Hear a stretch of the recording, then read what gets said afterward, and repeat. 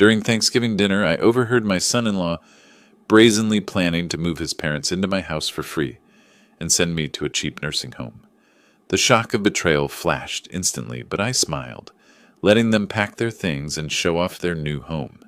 Their greedy dream will be shattered by my revenge, just, cold, and inevitable.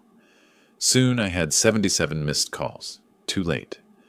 Before we continue, please subscribe to the channel and write in the comments what time it is where you are now. The turkey went into the oven at 11:30, right on schedule. I hummed something formless while basting the skin with butter, a ritual I'd perfected over 4 decades of Thanksgiving dinners. The kitchen smelled like sage and roasting meat, and outside my Ballard windows, November rain streaked the glass in lazy patterns. Alma and Clyde weren't due until 4, which gave me 3 hours to finish the sides and set the table properly. The doorbell rang at 2:30. I wiped my hands on the towel and checked the clock again, certain I'd misread it. Through the front door's frosted glass, I saw 2 silhouettes. When I opened it, Alma stood there with that bright smile she wore when she wanted something, Clyde behind her holding a bottle of wine like a prop. "Surprise! We came early to help." She kissed my cheek, already moving past me into the hallway. "You didn't have to do that." I reached for their coats. "Let me take those." "Oh, we'll keep them." Alma glanced at Clyde, something quick and loaded passing between them.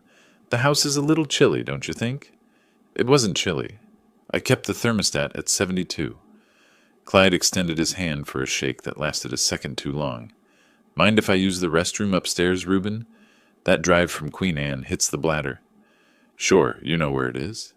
He disappeared up the stairs while Alma followed me into the kitchen, immediately launching into questions about cooking times and ingredient measurements. She'd never cared about my recipes before. Her hands fluttered near the cutting board, picking up the wooden spoon, putting it down, adjusting the salt shaker. Nervous energy radiated from her in waves. Above us, floorboards creaked, not in the bathroom, in the hallway, then in what sounded like the master bedroom. "Dad, should the oven be at 350 or 375? Alma stood directly in my line of sight to the doorway. 350 is fine. "And you're doing stuffing inside the bird? Isn't that risky with bacteria?" I'd cooked Thanksgiving dinner for 37 years. She knew I knew what I was doing. More footsteps overhead, moving from room to room. I heard a closet door open, then close. Alma asked another question about cranberry sauce, words tumbling over each other too fast. I nodded without listening, tracking the sounds from upstairs like sonar pings. "I need to get the tablecloth from the linen closet," I said finally. "Keep an eye on that timer." I took the stairs slowly, my architect's mind automatically noting the third step that creaked. At the landing, I heard Clyde's voice drifting from somewhere down the hallway, not the bathroom, near the master bedroom. I froze on the 8th step. "Dad, yeah, it's perfect." His voice carried that excited edge men get when they think they've won something. 3 bedrooms upstairs, huge basement you can convert. We measured earlier, plenty of space for your workshop. The banister felt solid under my palm, anchoring me. "Couple more months and you'll be living here. The old man has no clue." Clyde laughed, an easy sound that turned my stomach. "Alma found a decent nursing home on the outskirts. Cheaper than the fancy ones, you know. We can afford $3,200 a month easy once we're not paying our rent." My heart kicked against my ribs like something trying to escape. The hallway seemed narrow, sounds becoming too sharp. I heard him say something about original hardwood, about the neighborhood appreciating 15% annually, about selling it down the road if his father got tired of Seattle. I descended the stairs before he could discover me, each step measured, silent, my body moving on autopilot while my brain struggled to process what I'd heard. In the kitchen, Alma was examining the wine glasses, holding one up to the light. "Find it okay?" Her voice sounded tinny, coming from underwater. "Changed my mind. The table's fine without it." She studied my face for a moment, then smiled. "You look pale. Are you feeling all right?" "Just the heat from the stove." Clyde returned 10 minutes later, settling into the kitchen chair like he owned it. "Great house, Reuben. You've really maintained this place. Must be worth a fortune now." "I manage." Dinner became a performance I watched from outside my own body. Alma touched my arm repeatedly, called me Dad with emphatic warmth, expressed concern about me managing this big house alone. Each gesture felt choreographed, rehearsed. Clyde complimented the crown molding, the updated kitchen, the way the dining room caught afternoon light. He spoke about the house the way appraisers do, cataloging value. You ever think about simplifying? Alma cut her turkey into precise squares. Something smaller, easier. There are wonderful communities for active seniors now. Haven't thought about it. Well, you know Clyde and I are always here if you need anything. Anything at all. We worry about you rattling around in all this space. I chewed slowly, watching her performance. She'd always been a terrible liar as a child. When she stole cookies before dinner, her eyes would go wide and innocent, overselling the denial. She was overselling now, her concern pitched too high, landing wrong. They left at 7, Alma hugging me longer than necessary. Love you, Dad. Call me if you need anything. We're here for you. The door closed behind them. I stood in the hallway listening to their car start, pull away, disappear into the rain-soaked evening. Then I walked through each room they'd examined, seeing it through their eyes. The living room with furniture they'd already mentally replaced. The master bedroom they'd converted into his father's space. The basement they'd claimed for a workshop. I sat at the dining table surrounded by dishes and half-empty wine glasses. The turkey carcass looked like something archaeological, stripped and abandoned. Outside, darkness pressed against the windows. I didn't sleep that night. Couldn't. Every time I closed my eyes, I heard Clyde's voice saying, "The old man has no clue," and Alma's laugh in the background, agreeing. Morning light found me at the kitchen table, still wearing yesterday's clothes, a mug of coffee gone cold between my hands. I'd watched night fade through the window like a slow exposure photograph, my mind cycling through disbelief, hurt, rage, and finally arriving somewhere colder, clearer. On the shelf above the sink, a framed photo showed Alma at 8, gap-toothed and grinning, holding up a drawing she'd made of our house. I remembered that day, remembered everything, raising her alone after Marie died, working double shifts at the firm while neighbors watched her after school, paying for Berkeley, the down payment on her first car, co-signing her apartment lease when her credit wasn't established. My chest felt tight, but my hands had stopped shaking somewhere around dawn. The phone rang Friday afternoon. Alma's name lit up the screen. "Hey, Dad, just checking in. You sounded tired yesterday at Thanksgiving." "I'm fine. Are the stairs getting difficult? I noticed you were moving slower." I hadn't been moving slower. "They're fine, too." "Well, I was just thinking about you in that big house. Let me know if you ever want to talk about options, okay? Love you." She called again Sunday evening. "Dad, I was talking to Clyde about retirement communities. They're not like they used to be. Really nice amenities. Gyms, activities, medical staff on site. Some people your age really thrive in that environment." "Haven't given it thought. Just want you to be safe, that's all. That house has so many stairs." Tuesday's call mentioned a friend whose father moved to assisted living and loved it. Each conversation followed the same script, the same gentle pressure disguised as concern. I responded with variations of "I'm managing" and "I'll consider it," giving nothing away. They were laying groundwork, preparing me to accept the inevitable, making me believe it was my own idea. I didn't use the computer at home. Instead, I drove to the public library on Market Street, found a quiet corner terminal, and spent 3 days researching Washington state property law. Page after page of statutes and case precedents filled my notebook in architect's handwriting, precise and measured. Sole ownership meant complete authority. No cosigners, no joint tenancy, no claims from adult children. The house was mine, purchased in 1987, mortgage paid off in 2009. Title clear. I could sell it tomorrow if I wanted. Didn't need permission, didn't need to inform anyone. I learned about quick sales and cash buyers, market conditions in Ballard showing median prices at $840,000 for comparable properties.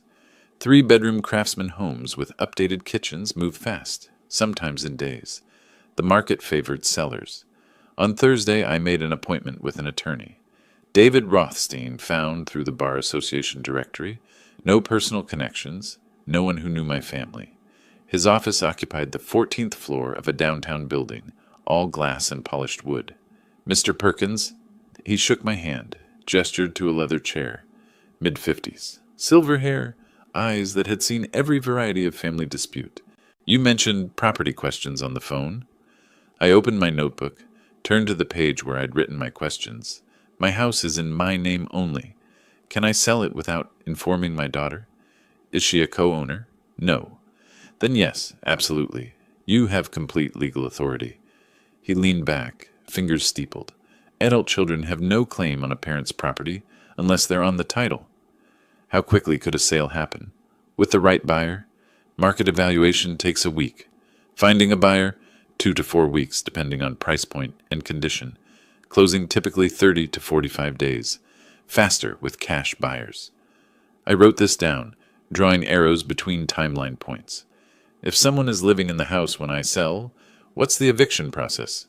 His eyebrows rose slightly. Even non-paying occupants require 30-day written notice in Washington.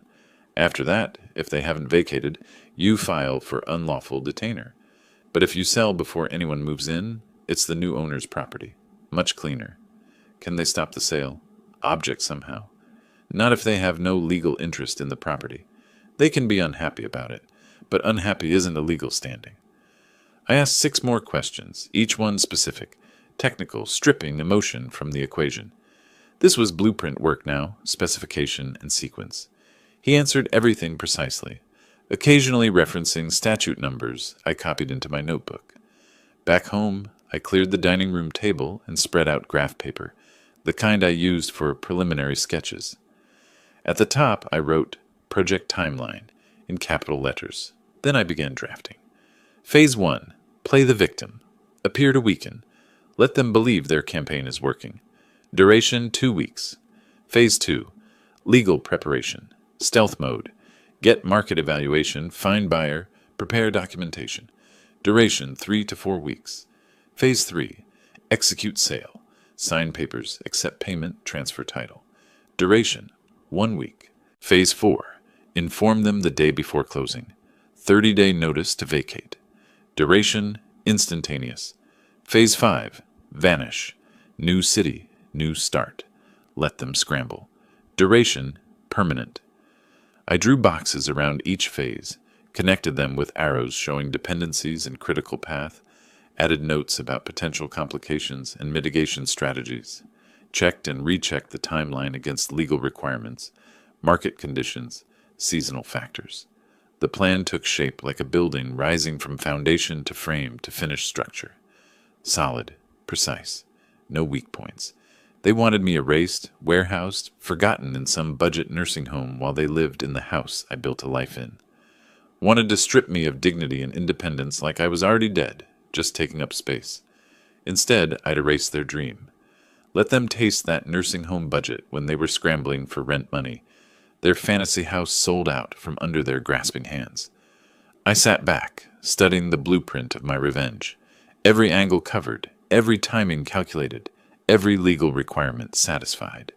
It was elegant in its simplicity, brutal in its efficiency. Outside, December rain started falling, tapping against the windows like applause. I folded the graph paper carefully, locked it in my desk drawer, and went to make fresh coffee. This time, I'd drink it hot. 2 weeks before Christmas, I started arranging the stage. Mail piled strategically on the kitchen counter. A few envelopes opened, most not. Christmas decorations stayed in their boxes in the basement except for a single strand of lights I half-heartedly draped across the mantel. The tree I'd put up every year since Alma was born stayed in storage. When I looked at my handiwork, I saw exactly what I wanted them to see. A man overwhelmed, slipping, losing his grip. Christmas Day, they arrived at 2.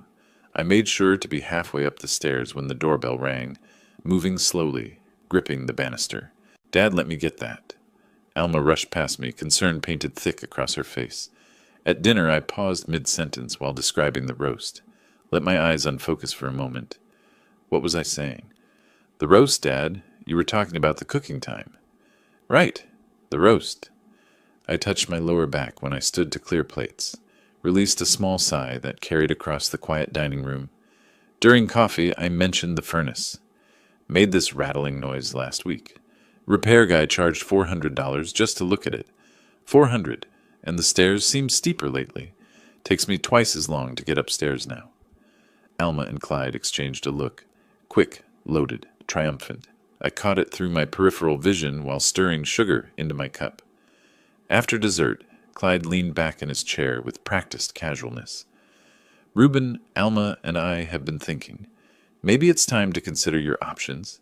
There are wonderful communities for active seniors. Less maintenance, more social interaction. You deserve easier living after all these years. Alma touched my arm. We just worry about you in this big house, Dad. Alone. It's a lot of responsibility. I let silence stretch between us, appearing to consider. Let them see me looking around the dining room, the high ceilings, the stairs visible through the doorway. I hadn't thought about it seriously, I said finally, but maybe you're right. This house is a lot for one person. I'll consider it. Their eyes brightened. Alma squeezed my hand. Clyde nodded with satisfaction, poorly disguised as sympathy. They left an hour later, and I watched their car disappear down the rain-slick street, knowing they were already making plans. January arrived with gray Seattle drizzle. I met Margaret Chen at a coffee shop on 15th, not at the house. Operational security. She arrived exactly on time. Mid-40s, expensive coat, the kind of competence that came from 2 decades in real estate. Mr. Perkins, she slid under the booth across from me. You mentioned needing discretion. I pushed a folder across the table. Property details, maintenance records, recent upgrades. The house is in Ballard, 3 bedrooms, original craftsman details. I need a market evaluation, but I'm not ready for my family to know yet. She didn't ask why. Professional enough to recognize that wasn't her business. In that neighborhood, with those features, I'd estimate $850,000, possibly higher depending on specific condition. We can list as coming soon, preliminary marketing without public visibility. How quickly could it move? With the right buyer, 2 to 3 weeks once it's active. This market favors sellers, and Ballard properties don't last. I signed the preliminary listing agreement at that table, her pen scratching across paper while espresso machines hissed in the background. Nothing public yet. Nothing they could discover.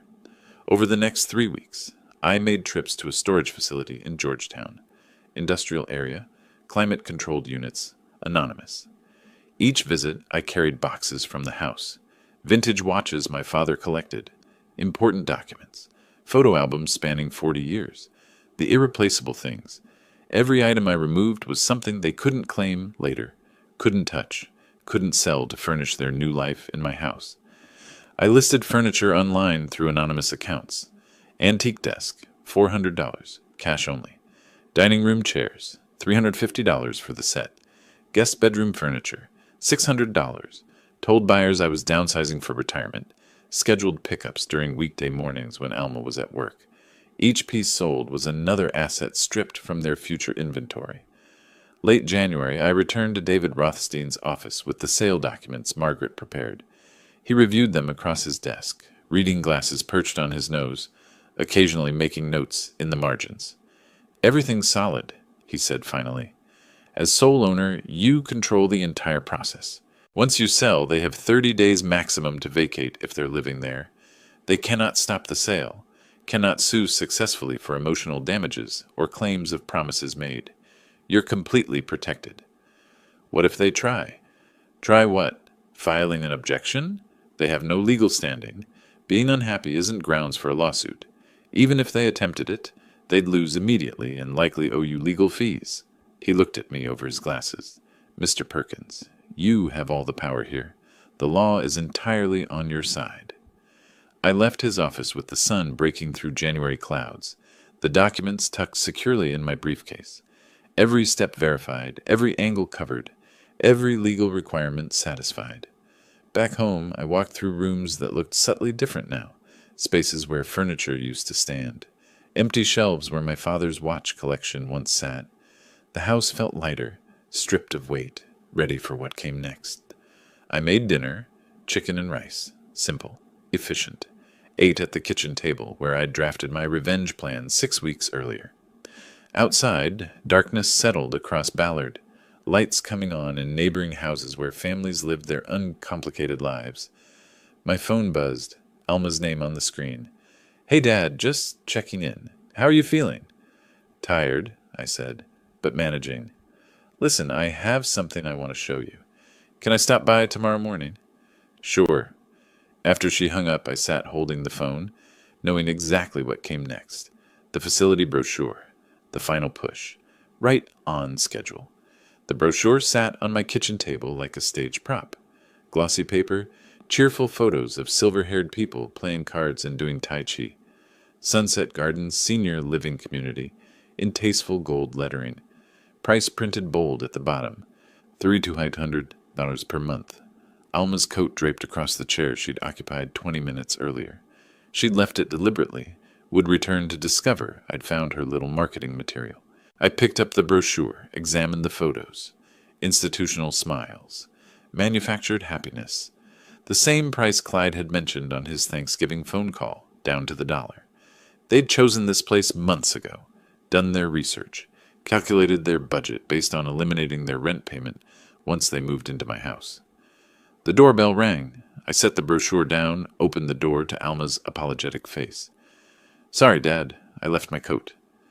Her eyes went to the table, to the brochure sitting there in obvious view. Oh, did you see that? A friend whose mother lives there gave it to me. I thought you might find it interesting, just to look at. I picked it up again, flipped through pages.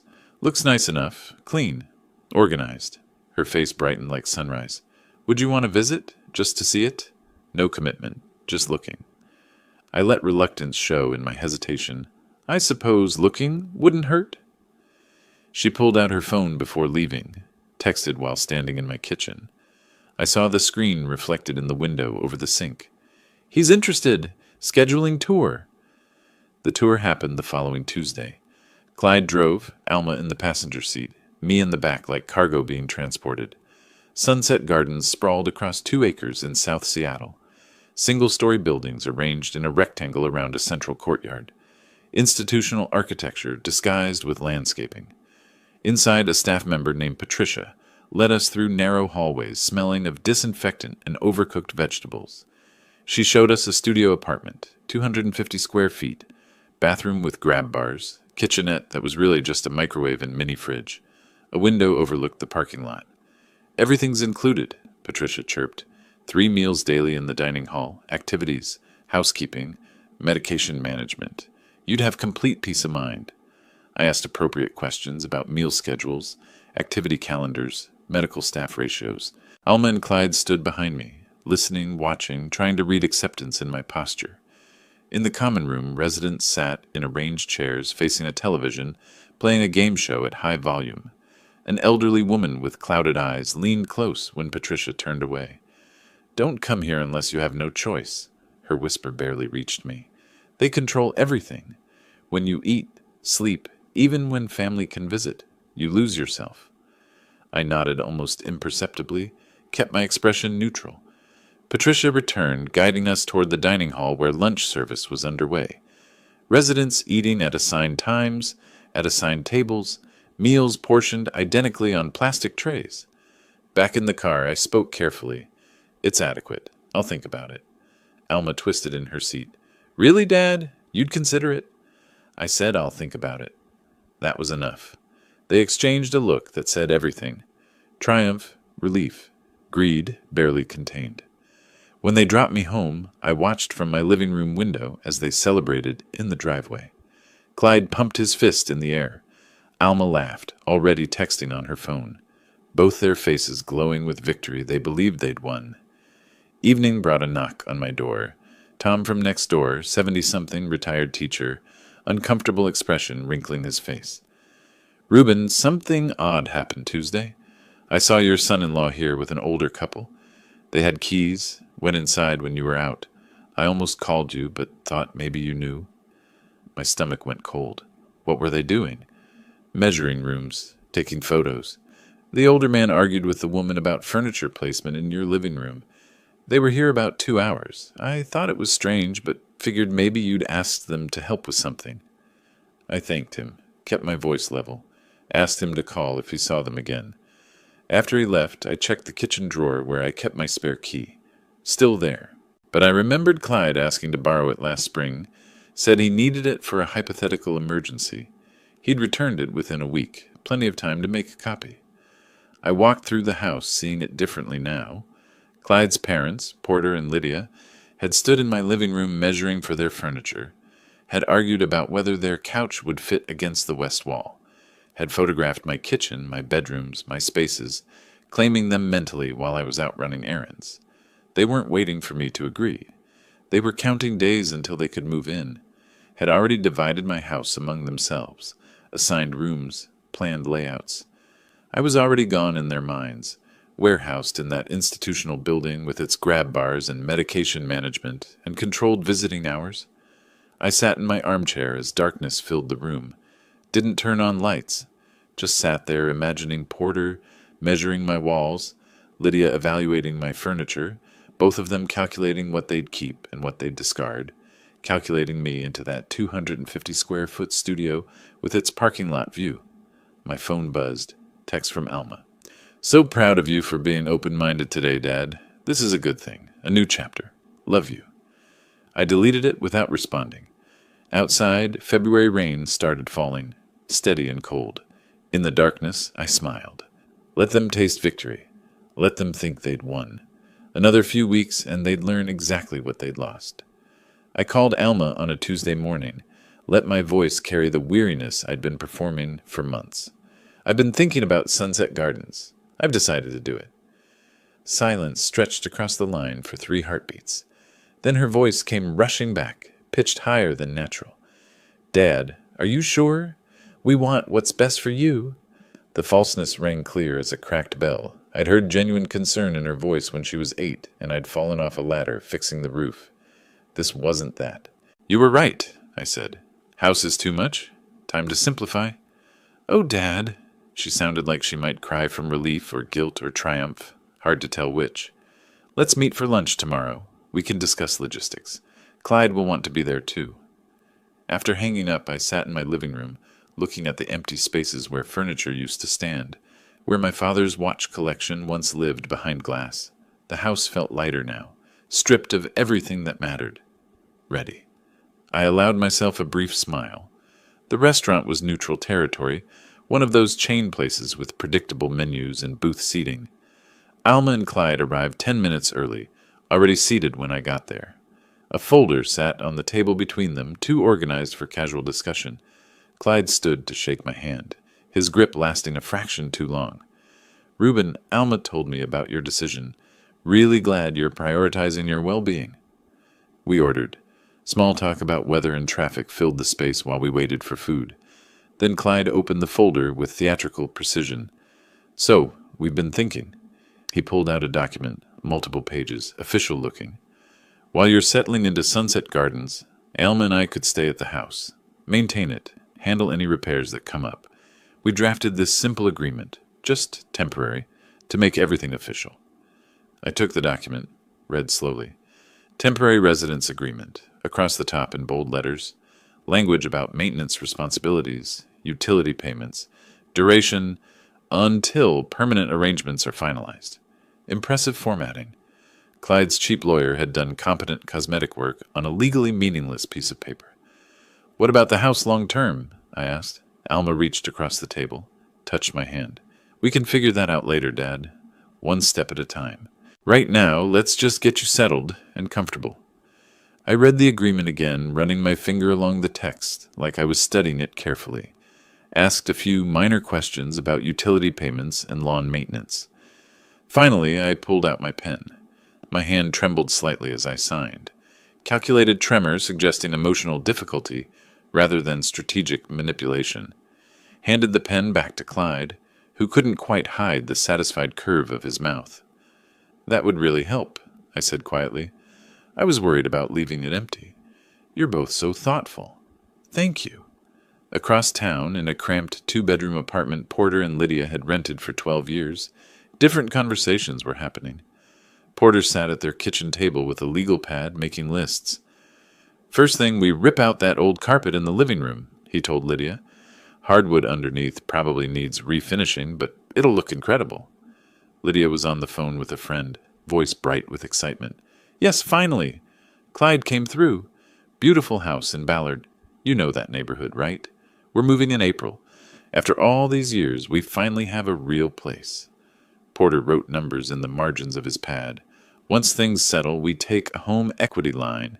20, 30,000. New kitchen, updated bathrooms. Property will be worth $1 million when we're done. They didn't realize they'd never own the property, would never have equity to borrow against. We're planning renovations to a house they'd occupy for exactly 10 days. I met Margaret Chen at the same coffee shop we'd used before.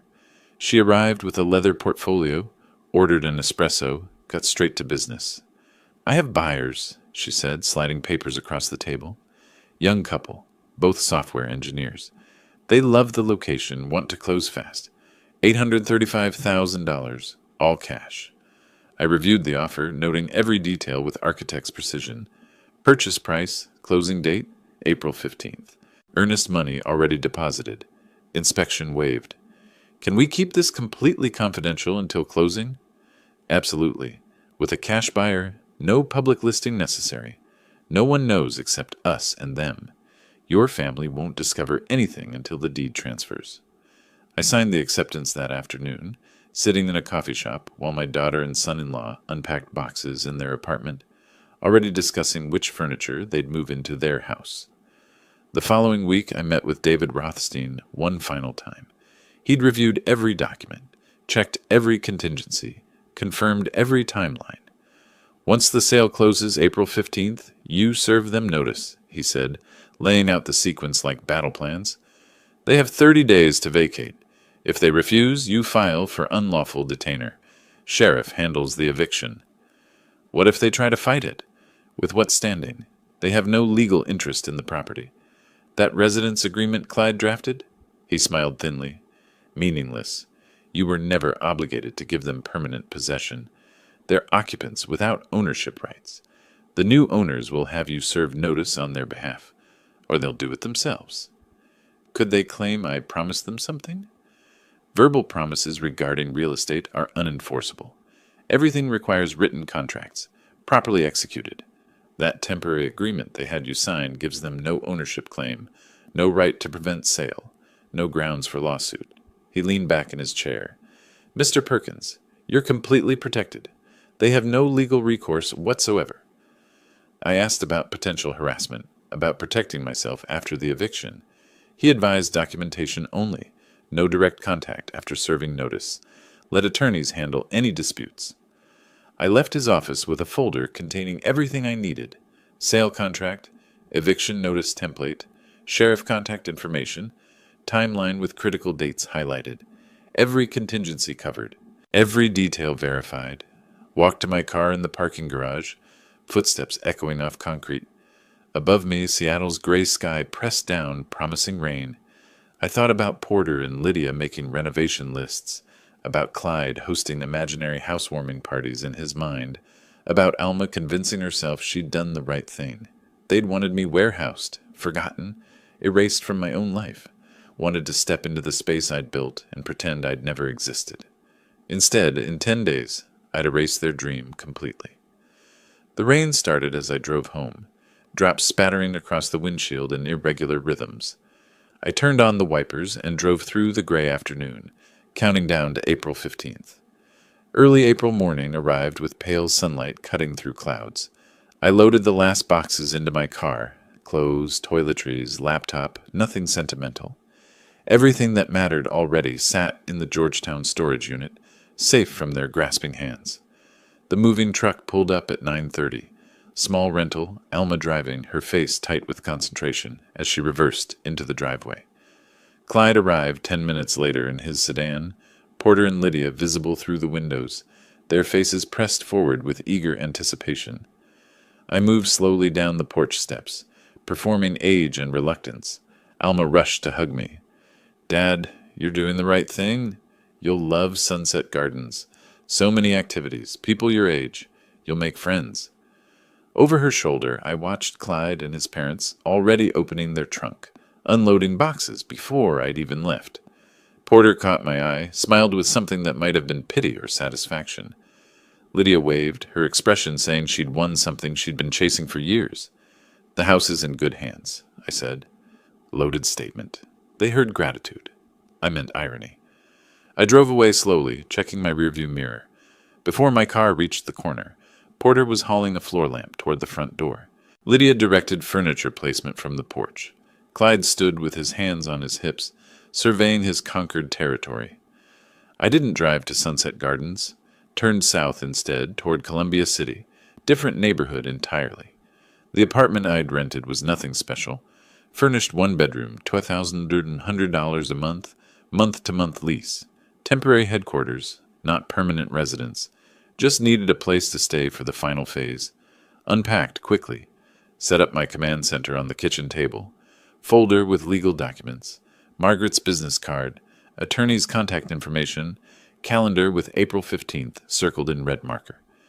From the window, I could see downtown Seattle's skyline in the distance, symbolic of how far I'd traveled from that Ballard house. Back in Ballard, Porter was already rearranging furniture. "This couch needs to go," he told Lydia, shoving my 40-year-old sofa toward the wall. "We'll get something better. Modern. This old stuff makes the place look dated." Lydia was in the kitchen, removing the photos I'd left on the mantel. My graduation from architecture school. Alma at 8, holding her first-place science fair ribbon. Marie and me on our wedding day. Each one came down, replaced with Lydia's decorative choices. Abstract art she'd bought at discount stores. Ceramic figurines. Things with no history or meaning. 3 days later, Clyde hosted friends for drinks. I heard about it from my neighbor Tom, who called confused. "Reuben, I saw people at your house last night. Young couples, music, laughter.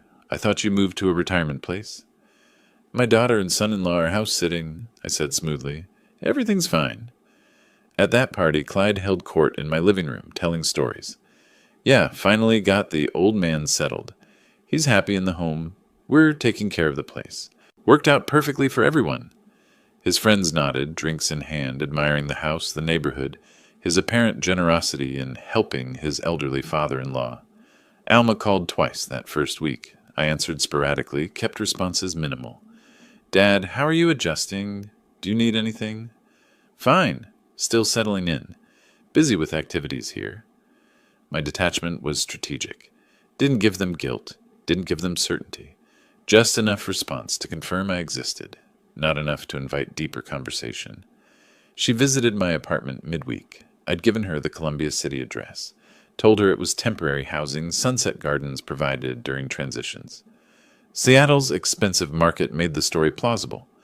I sat in the armchair when she arrived, didn't stand to greet her, answered her questions briefly, offered nothing additional, performed institutional disconnection, the kind of detachment that develops when people lose their autonomy, their purpose, their connection to the life they built. "You seem distant, Dad." "Adjusting takes time." She left after 20 minutes, convinced everything was proceeding smoothly. Called Clyde from her car. I watched from the window, her gestures suggesting relief. He'd asked if I seemed okay, if I suspected anything. She'd told him no, everything was fine. The old man was adapting. Back at the house, Porter met with a loan officer at the local bank branch. "I'm interested in a home equity line," he explained, sitting across the desk with confident posture. $25,000. We want to do some renovations." The officer pulled up forms on her computer. "I'll need the property deed, proof of ownership. It's in transition. My son has a temporary agreement with the previous owner. Should be finalized soon." Her expression shifted subtly, professional skepticism replacing initial openness. "We can start an application, but we can't process the loan without clear title." Porter waved his hand dismissively. "Just get it started. The paperwork's coming." It wasn't coming. Would never come. But he didn't know that yet. Lydia spent afternoons shopping for renovations she'd never complete, visited home improvement stores, collected samples of granite countertops, researched appliance packages that cost more than they'd spent on furniture in their entire marriage. "We can finance everything," she told Porter that evening, spreading brochures across the kitchen table in my house. "Once the equity line comes through, we'll make this place incredible."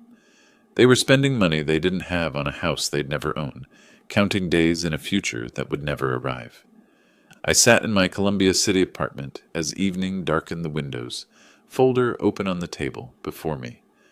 April 15th circled in red. 5 days away now. 5 days until the sale closed, the deed transferred, the new owners took possession. 5 days until I served them notice, and watched their fantasy collapse into eviction and scrambling, and the sudden understanding that they'd lost everything while believing they'd won. Outside, rain started falling again, Seattle's perpetual rhythm. I made coffee, stood at the window watching the city lights blur through water, streaming down glass. They were in my house right now, celebrating. Porter probably discussing renovation timelines. Lydia rearranging my kitchen cabinets. Clyde telling Alma how well everything worked out, all of them warm and confident in their stolen space. I raised my coffee mug toward the distant Ballard neighborhood, invisible from here but present in my mind. 5 more days. The title company office had that hushed corporate atmosphere of important transactions happening in beige rooms. I sat at the conference table signing documents, while the escrow officer slid papers across the polished surface one after another. Sale agreement, deed transfer, closing disclosure. My signature appeared in practiced architect's script, each line executed with the precision I'd brought to 40 years of blueprints. Across the table, Sarah and Michael Chen reviewed their copies. Young couple in their 30s, software money, excited about their first house. They'd waived inspection, paid cash, closed in 30 days exactly as Margaret promised. Sarah held the keys like they were precious artifacts. "Congratulations," I said. Meant it. They seemed like decent people who'd maintain the house properly, appreciate the craftsmanship. David Rothstein sat beside me, leather briefcase open. After the final signature, he handed me a sealed envelope. "Eviction notice. Certified mail goes out today. They'll receive it within 48 hours. My phone buzzed. Wire transfer confirmation, $835,000 deposited. I stood, shook hands with the Chens, with the escrow officer, with Rothstein. Drove back to Columbia City while somewhere across Seattle, certified mail began its journey to Clyde. 2 days later, the mail carrier arrived at what used to be my house. Clyde signed for the thick envelope without concern. Return address showed a law firm's name, probably junk mail or misdirected correspondence. He opened it standing in my kitchen. The kitchen where I'd cooked Thanksgiving dinner 5 months ago and overheard his phone call that started everything. The header read, "Notice to vacate premises. 30-day eviction." Notice, his face drained of color as he read the body text. Property sold April 15, 2025. New owners, Chen Family Trust. Current occupants must vacate by May 15, 2025. Failure to comply will result in sheriff-enforced eviction. He saw my name listed as seller. His hands started shaking. Confusion flickered across his face, then disbelief, then something approaching panic. "Alma!" his voice cracked. "Alma, get in here!" She came running from upstairs where she'd been organizing Lydia's closet. Porter appeared from the basement where he'd been measuring for his workshop installation. Lydia emerged from the bathroom, face cream still on her cheeks. Clyde thrust the notice at them. "Read this. Someone tell me this is a mistake." Porter grabbed it first, eyes scanning rapidly. "This can't be right. We have an agreement. Official agreement. You showed me the papers. This says the house sold on April 15th. Lydia's voice climbed toward hysteria. "That was 3 days ago. How could it sell? We live here." Clyde was already dialing my number. It rang 4 times, went to voicemail. He called again immediately. Voicemail. Again. 10 times in 5 minutes. Each call going unanswered, each ring twisting the knife deeper. He called Alma's cell, though she stood right next to him. "Get home now. We have a problem, a serious problem. The house. Your father sold the house. I'm standing right here. Then we need to fix this. Now. Right now." His voice had taken on the edge people get when reality stops making sense. Porter read the notice again, slower this time. "Call your lawyer, the one who wrote our agreement. He'll explain this mistake." But Clyde was already grabbing his keys, heading for the door. "I'm going to Sunset Gardens. He's there. He has to explain this." The drive took 30 minutes through afternoon traffic. He probably broke several speed limits. Burst through Sunset Gardens entrance, rushed to the reception desk where a woman in her 50s looked up with professional concern. "I need to see Reuben Perkins. Family emergency. It's urgent." She turned to her computer, fingers moving across the keyboard. Checked once. Checked again. "I'm sorry, sir, we don't have a resident by that name." Check again. He moved in early April. Reuben Perkins, African American, 67, moved from Ballard. Her fingers moved more deliberately this time, searching multiple databases. Sir, I've checked our resident list, our recent admissions, even our waiting list. Mr. Perkins has never been a resident here. Are you certain you have the right facility? Clyde stood at that desk, the fluorescent lights buzzing overhead, the smell of institutional food drifting from the dining hall, and felt the floor tilt beneath him. His father-in-law had never lived here, had never moved to any facility, had lied about everything, performed some elaborate deception that Clyde was only now beginning to comprehend. He drove to his lawyer's office in a daze. The cheap strip mall attorney who'd drafted the residence agreement looked increasingly uncomfortable as he read the eviction notice, compared it to his own document, checked the county deed records online. Mr. Porter, I need to be honest with you. He removed his reading glasses. This residence agreement I prepared, it has no legal force. The house was never transferred to you or your parents. Mr. Perkins retained full ownership. He had every legal right to sell the property. But we had an understanding, an agreement. You drafted papers. The papers granted you temporary residence, nothing more. No ownership transfer, no obligation preventing sale. As sole owner, Mr. Perkins could sell any time without notifying you. The lawyer's discomfort was palpable. The eviction notice is completely legal. You have 30 days to vacate. Can we fight this? Fight what? His legal right to sell his own property? The lawyer shook his head. You'd need a written contract transferring ownership, or credible witnesses to an oral agreement, or proof of some kind of fraud. You have none of those things. Any motion I file would be dismissed immediately. Clyde drove back to Ballard in silence. In the house that wasn't theirs, had never been theirs, would never be theirs. Porter was calling moving companies. Lydia sat on the couch crying. Alma stared at her phone, trying to process what her father had done. We have 30 days, Clyde said flatly. Start packing. Outside, rain began falling again. The house they'd mentally claimed, renovated in their minds, celebrated with friends, fought for and schemed for and believed was finally theirs, all of it dissolving like smoke. I sat in my Columbia City apartment listening to my voicemail fill with increasingly desperate messages. Didn't answer, didn't need to. The eviction notice said everything that needed saying. May 15th, 30 days, then sheriff-enforced removal if necessary. I made dinner, pasta, simple sauce, ate at the kitchen table with my folder of legal documents open beside me. Everything proceeding exactly as planned. No surprises, no complications. Outside my window, Seattle's evening lights began appearing in the dusk. Somewhere in Ballard, they were having very different conversations than the triumphant ones they'd had a week ago. I raised my water glass toward the distant neighborhood. 28 days remaining. The attorney's office smelled like old carpet and desperation. Alma and Clyde sat across from a lawyer, whose rates were slightly higher than the first one. $1,500 retainer they'd scraped together from 3 different accounts. Let me understand the situation. The attorney reviewed the documents they'd brought. You're claiming an oral promise to transfer the property? Alma leaned forward, hands clasped tight. He's my father. He agreed we could live there.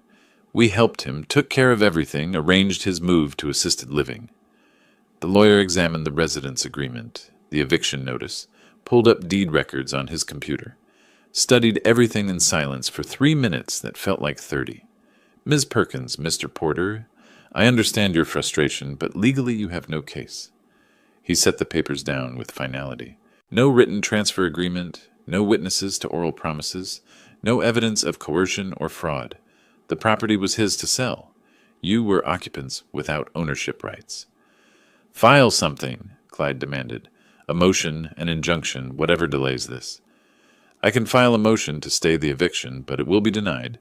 The court will see clear ownership, legal sale, proper notice. You'll spend money and lose anyway. File it? The lawyer nodded slowly. Your money. But don't say I didn't warn you. They left 20 minutes later, $500 poorer and no closer to a solution. My phone filled with voicemails.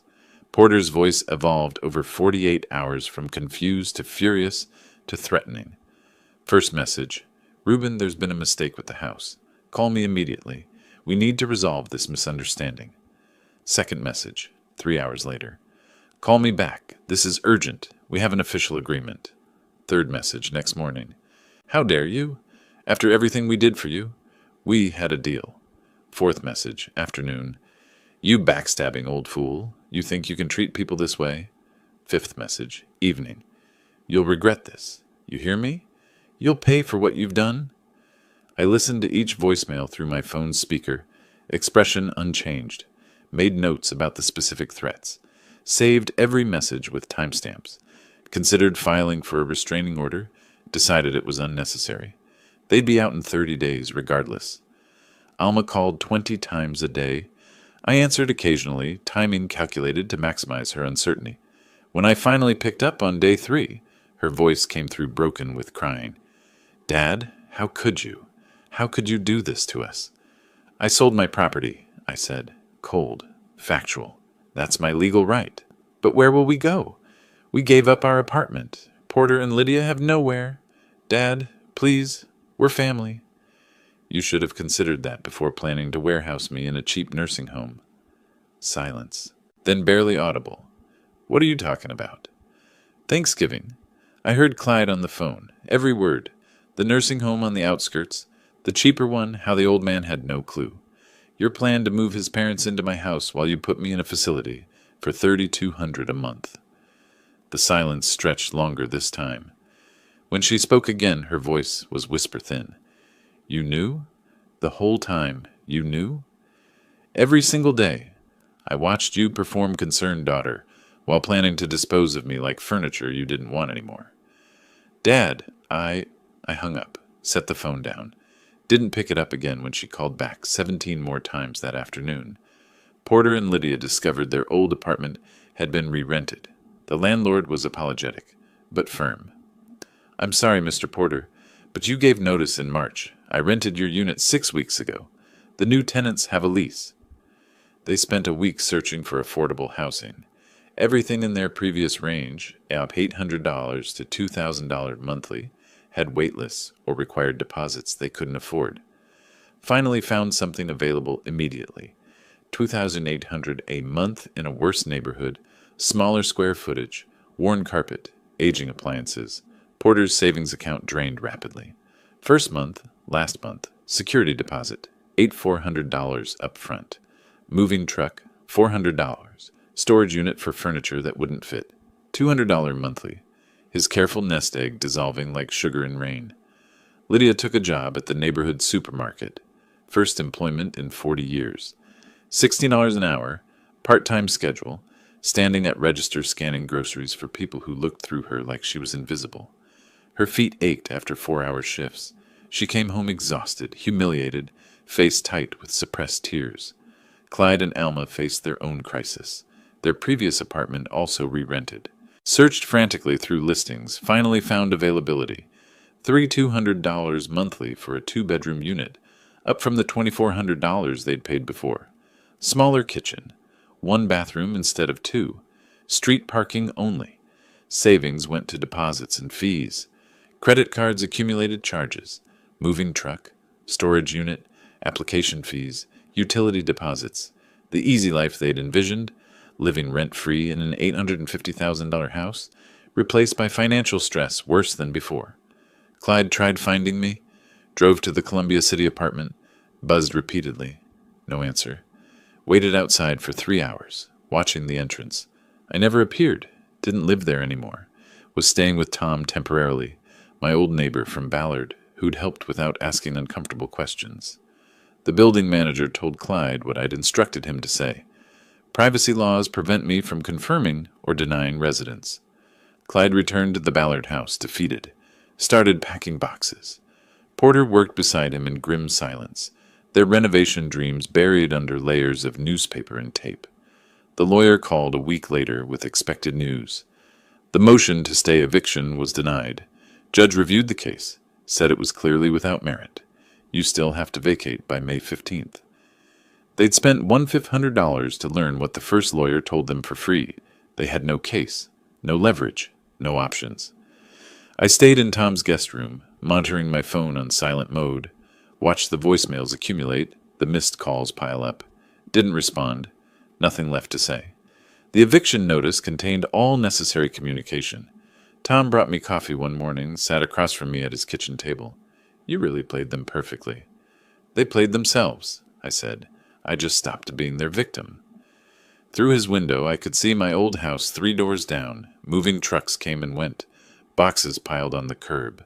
Porter and Lydia loading furniture. Clyde directing traffic with the defeated posture of someone who'd lost everything. May 15th approached like weather you could feel in your bones. Inevitable. Unstoppable. Already written in certified mail and court orders and deed transfers that couldn't be undone. They'd wanted my house, my life, my future. Wanted to erase me and step into the space I'd built. Instead, they got 30 days in a borrowed house, scrambling for apartments they couldn't afford, returning to financial stress worse than before, learning exactly what it felt like to lose everything you'd counted on. I watched them pack through Tom's window, felt nothing but cold satisfaction that the plan had worked exactly as designed. 11 days until eviction. Then they'd be gone completely, and I could move on to whatever came next. June arrived with bills spread across Alma's kitchen table like accusatory evidence. Rent, $3,200. Utilities, $308.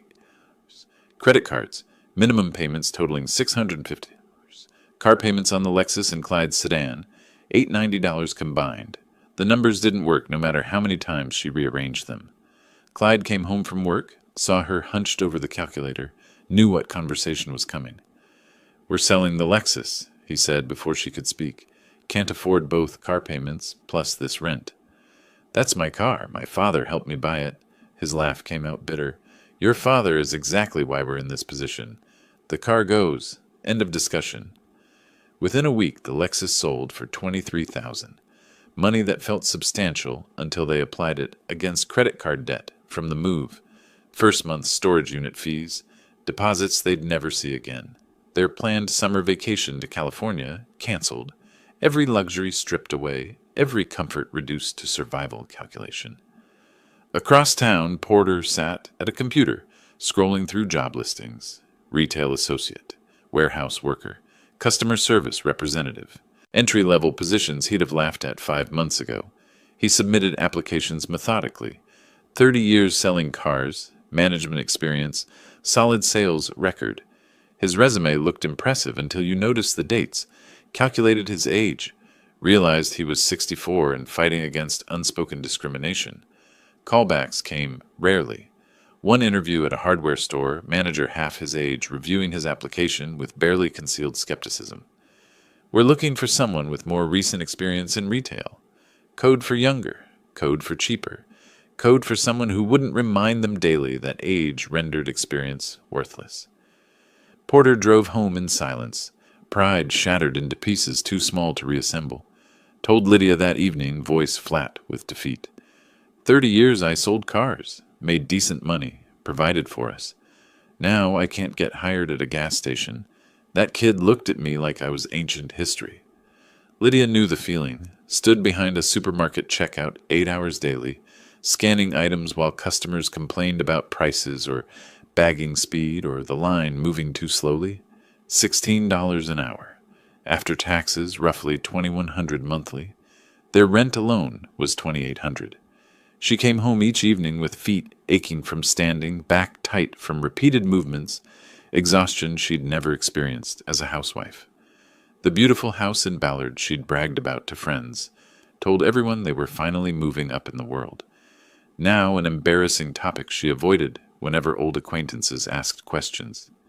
Mid-June, Alma drafted an email to her father, wrote it, deleted it, rewrote it, trying to find the right balance between apology and appeal, accountability and excuse. The final version read, Dad, I know you're angry. I understand now. But this was Clyde's idea from the start. He convinced me it was best for everyone. I never wanted to hurt you. Please, can we talk? I'm still your daughter. That has to mean something. She sent it at midnight, unable to sleep, stomach tight with anxiety. Checked her inbox compulsively for 3 days. Finally, on the 4th day, a response. Single line. Downtown coffee shop, Saturday, 2 p.m. The coffee shop occupied a corner on Pine Street, all exposed brick and reclaimed wood tables. Reuben arrived 20 minutes early, chose a corner table with his back to the wall, ordered black coffee, waited. Alma arrived exactly at 2, looking diminished. Cheaper clothes, makeup less precise, hair pulled back in a simple ponytail instead of the styled waves she used to maintain. She slid into the seat across from him, immediately launching into speech. "Dad, thank you for meeting me. I've missed you so much. These past months have been—" He said nothing, sipped his coffee. Waited. She continued, words tumbling out in the prepared speech she'd rehearsed, apologies mixed with justifications. "It was Clyde's plan. I just went along because I thought it was right. I never meant for this to happen. We're struggling. I lost my father and our security. The apartment costs more than we can afford. Clyde wants to sell my car. His parents had to move to Idaho because they couldn't make rent here." He let her finish, set his coffee cup down with precise care. "You chose your husband over your father." His voice came out calm, surgical in its precision. "I gave you everything. Paid for Berkeley when I could barely afford it. Helped with your first car. Down payment on your wedding venue. After your mother died, I raised you alone. Worked double shifts. Made sure you had what you needed." "Dad, I know, but—" "And you repaid that by planning to warehouse me in the cheapest facility you could find while you took my home. You measured rooms for furniture. Clyde's parents toured my house like they already owned it. You discussed which nursing home would be most affordable on your budget." Alma's eyes filled with tears. "I'm sorry. I was so wrong. But we're family. Please help us." "I heard every word Clyde said on Thanksgiving. I knew your entire plan. I watched you perform concern while planning my disposal. I simply protected myself. But Dad—" He stood, placed a $5 bill on the table for the coffee. "We were family. You ended that when you decided I was disposable. Learn to live with your choices." He walked out while she sat crying at the corner table, the $5 bill between them like a severance payment. Outside, summer sun warmed the sidewalk. He walked to his car without looking back, drove toward the apartment that was temporary but sufficient, felt nothing but finality. The consequences they were experiencing weren't his revenge. They were the natural result of their own greed, colliding with reality. He'd simply refused to be their victim. Behind him in the coffee shop, Alma sat at the table, long after her tears stopped, staring at the $5 bill, understanding finally that some choices couldn't be undone, some betrayals couldn't be forgiven, some relationships couldn't survive what hers had done. The real estate agent handed me keys across the closing table with a professional smile. "Congratulations, Mr. Perkins. Beautiful choice. You'll love this neighborhood. Fremont condo, 1 bedroom, 850 square feet. Modern construction, 9th floor, balcony facing west toward Lake Union. $420,000. Exactly half what the house sold for, leaving me $400,000 plus retirement accounts. Financial security restored on my own terms." I drove directly to the condo, let myself in, walked through empty rooms that echoed with possibility rather than loss. The balcony became my first stop. Lake Union stretched below, sailboats cutting white trails across blue water, downtown skyline visible in the distance. Smaller than the house, drastically smaller, but it felt right-sized instead of empty. Moving in took a week. Minimal furniture, purchased new. Fresh start, not recreation of the past. I retrieved items from the Georgetown storage unit selectively. Photo albums with recent pictures of Alma removed, important documents, my father's watch collection, a few pieces that meant something beyond monetary value. Set up a small home office with my old drafting table. Considered part-time architectural consulting. Everything deliberate, chosen, mine. Not inherited, not shared, not threatened. Saturday morning, 2 weeks after moving in, I walked to the local farmers market. Fremont had that neighborhood feel, walkable, community-oriented, different from Ballard's residential isolation. I was ordering coffee from a vendor when someone called my name. "Reuben, I didn't know you were in this area now." Tom, my old neighbor, holding a bag of vegetables. We found a table at the edge of the market, sat with our coffees while shoppers streamed past. "How are you doing?" he asked. "We've missed you in the old neighborhood." "I'm well, Tom. Needed a change and simpler space." He nodded, studied his coffee cup, clearly weighing whether to share something. Finally, I hate to mention it, but I heard through the neighborhood grapevine, your daughter and her husband are having difficulties. Financial stress, apparently. Talk of separation. I sipped my coffee, showed no reaction. And his parents moved away. Someone said Idaho? Couldn't afford Seattle anymore. People make their choices, I said evenly. Sometimes those choices have consequences they didn't anticipate. That's life. How's your garden coming? We talked about tomatoes and pest control for 10 minutes before parting ways. Walking back to my condo, I felt no triumph about the information, just acceptance. They'd chosen their path. Were living with the results.